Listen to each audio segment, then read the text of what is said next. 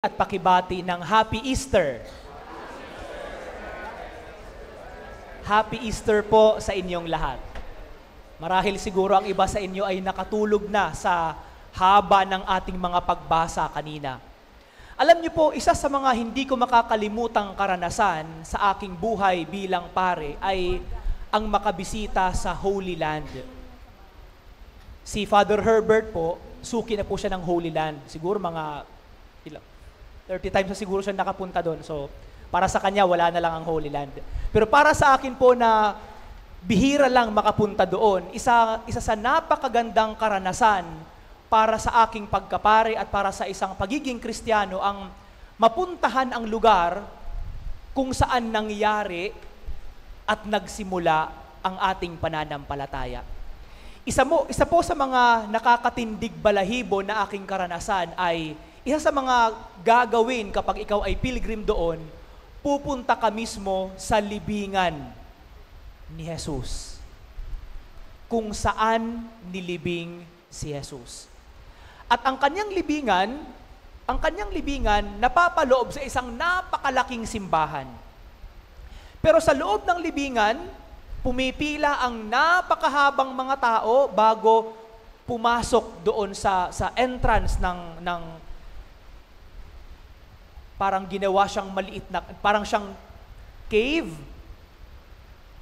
Yungib na nilagyan ng isang maliit na kapilya at tinayuan ng isang napakalaking simbahan.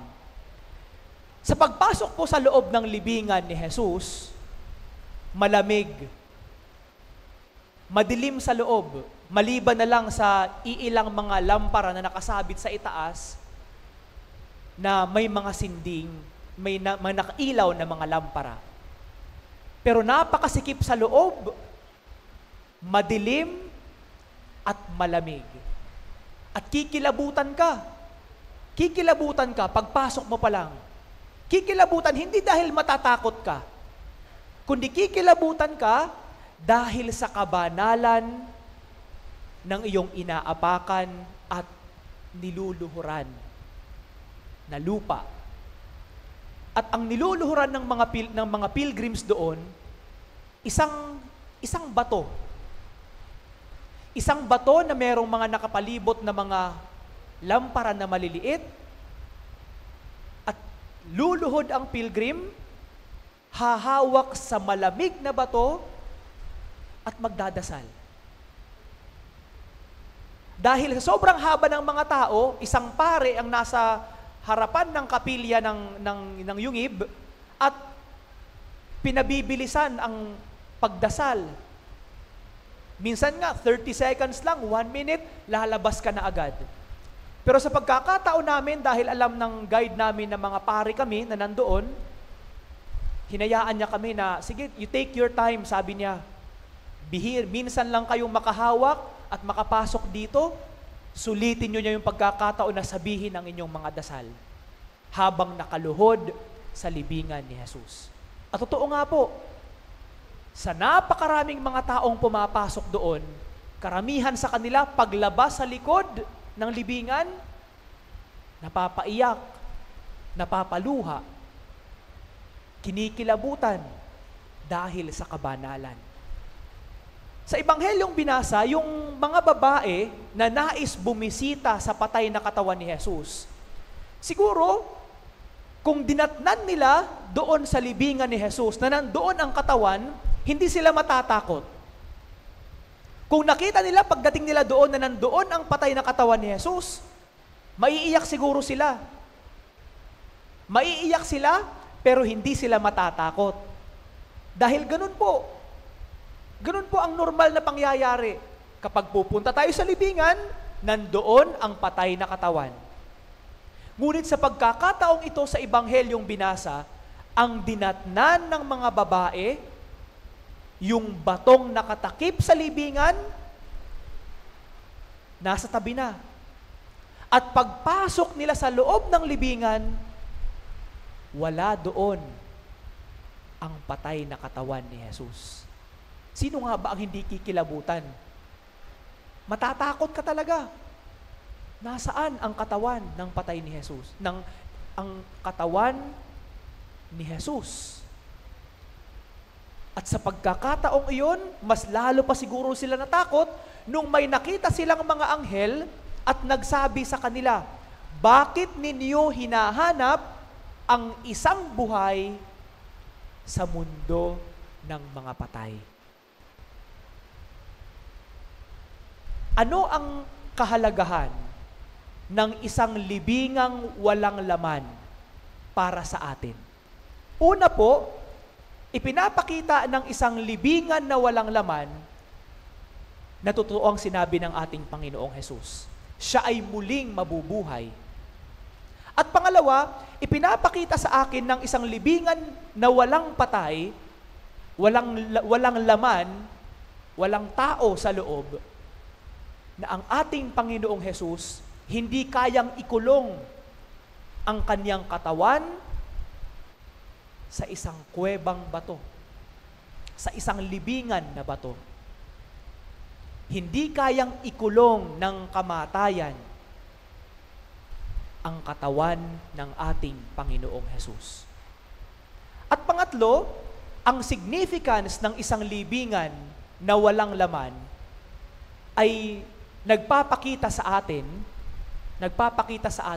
na ang Diyos na ating sinasampalatayanan ay isang Diyos na buhay at hindi Diyos na patay. Diyos na buhay, hindi Diyos na patay, hindi Diyos na kathang isip lamang. Hindi Diyos o mga Diyos-Diyosan na pinaniniwalaan pero wala namang kapangyarihan. Marami ang mga kwento na nais sirain ang ganitong well-documented na pangyayari sa kasaysayan ng ating kaligtasan. Maraming kwento po ang nais sirain ang ganitong dokumento ng kasaysayan. Ang sabi ng iba, ninakaw daw ng mga alagad ang katawan ni Jesus at sinabi nilang nabuhay ang kanilang Mesiyas. Para ipakita sa lahat na totoo ang sinabi ni Jesus. Ninakaw daw nila ang katawan, itinago sa ibang libingan. Pangalawa, sinasabi naman ng ibang kwento na si Jose ng Arimatea, na may-ari ng libingan, inilipat daw niya ang patay na katawan ni Jesus sa takot na baka nakawin ito at nakalimutan daw niyang sabihin sa mga alagad kung saan niya ito inilipat. Ang iba namang kwento, sinasabi nila na may mga tao daw na nagnakaw nito at hindi na ipinakita o sinabi pa sa iba. At marami pang ibang mga kwento. Yun nga lang, para sa ating mga Kristiyano, para sa ating mga Katoliko, ang tanong natin, papaano magiging kasinungalingan ang isang pangyayari na well-documented, ikinikwento ng 4 na mga ebanghelista sa ating Biblia? Papaano magiging kasinungalingan ang isang pangyayari kung ito ay kinikwento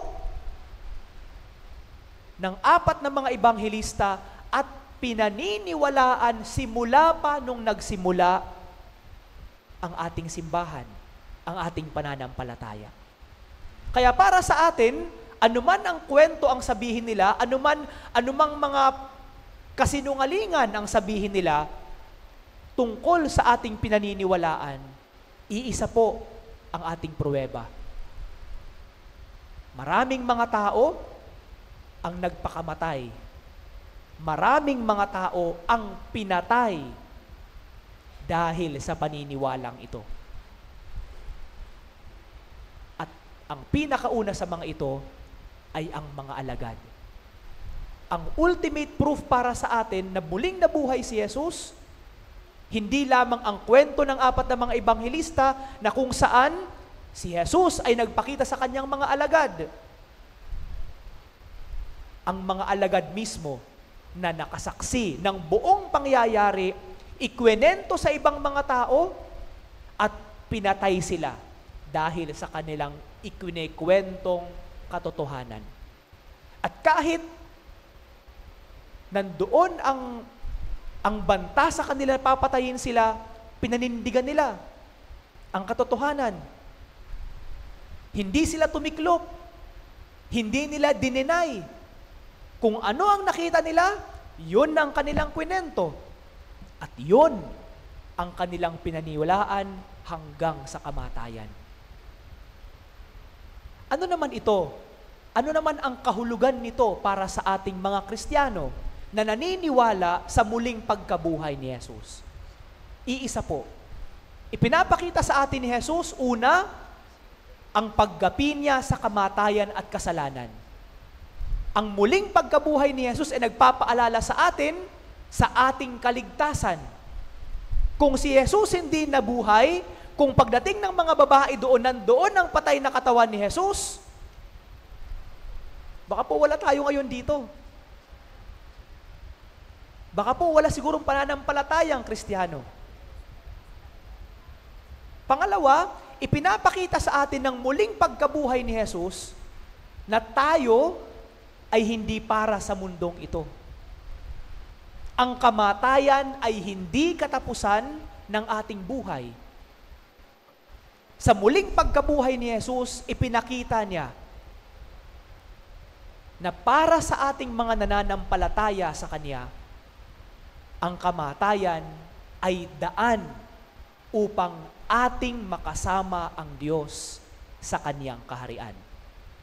Sa akin pong karanasan bilang chaplain sa isang ospital, napakarami ko na pong kwento ng kamatayan, kwento ng sakit, kwento ng pagsisisi at pag-aalinlangan sa harap at gitna ng kamatayan. Maraming beses ko na rin ikwento sa inyo ang aking mga karanasan sa ospital. Alam niyo po, isa rin sa mga hindi ko makakalimutang karanasan, nung ako po ay bumisita sa isang lola na may sakit. At ipinatawag ako ng mga nurse, hindi dahil yung nanay, yung lola, ay gustong mangumpisal. Pero dahil tapos na siyang pahira ng banal na langis, ipinatawag ako dahil gusto nila, basbasan ko daw yung kwarto kung saan nandoon yung may sakit. Ang dahilan nila dahil yung nanay daw, kinikwento na nakikita niyang pumapasok sa loob ng kwarto yung kanyang kapatid na namatay na. Ilang beses na daw bumisita sa kanya, kinukumusta siya. At ikinikwento niya pati sa mga nurses. Kaya yung mga nurse siguro natakot na rin sila. Sabi niya, Father, baka pwede niyo pong basbasan yung room kahit nandun pa yung pasyente. Sabi ko, baka naman siguro ibang isipin ng pasyente kapag binasbasan ko. Sabihin niya, pinapatay ko na siya. So binisita ko yung nanay, at nung kinausap ko siya, sabi niya, Father, pwede po ba akong mangumpisal? Pinakumpisal ko siya. Pagkatapos niya mangumpisal, ang huling sinabi niya sa akin, Father, maraming salamat po. Makakasama ko na ang aking kapatid. Dalawa lang pala silang magkapatid. At napaka-close nilang dalawa. Yung kanyang kapatid na isa, namatay, na hindi sila nagkikita. Dahil matanda na sila, pareho silang magkalayo. Hindi niya na nakita nung naghihingalo ang kanyang kapatid, hindi na siya nakapunta sa burol ng kanyang kapatid. Sinabi na lang ng kanyang mga anak. Kaya sa pagkakataong yun, pagkatapos kong siyang bigyan ng kumpisal, ang huling sinabi niya, Father, maraming salamat. Magkikita na kami ng aking kapatid. The following day, siya po ay namatay. Ito po ang ating pinanghahawakan at pinaniniwalaan bilang Kristiyano. Ang ating kamatayan ay hindi katapusan. Sa ating pagkamatay, hindi ito ang hangganan ng ating buhay. Dahil sa muling pagkabuhay ni Jesus, Kanyang ipinakita sa atin na ang ating buhay dito sa lupa ay hindi para sa lupa, kundi para sa Kanyang kaharian sa langit.